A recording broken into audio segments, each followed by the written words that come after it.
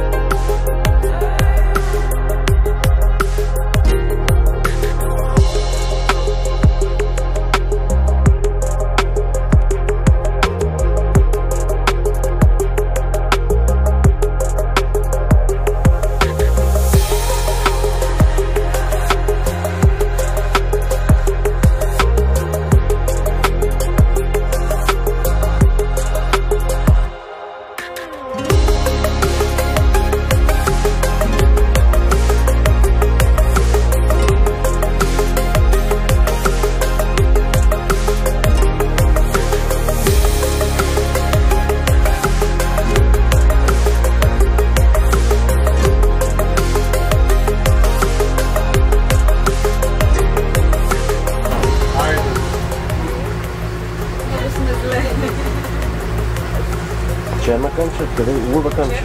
Луда камче откъде? Ти знаеш откъде извира камче? Горът над Сливен. Разбрахте ли са? Да. Откъде? От Луда камче.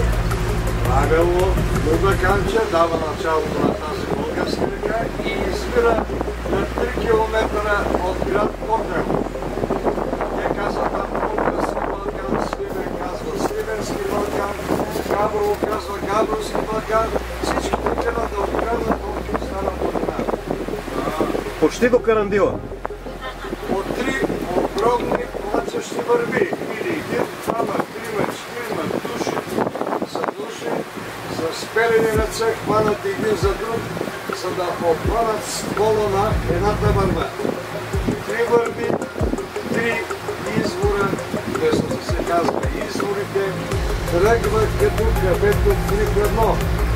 35-40 км е кристално чиста бистра водата.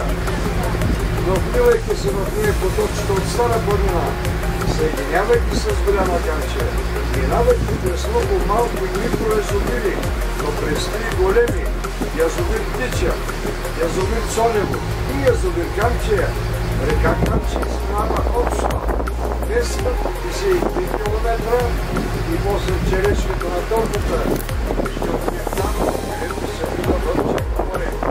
Тук е момента, тук е по средата.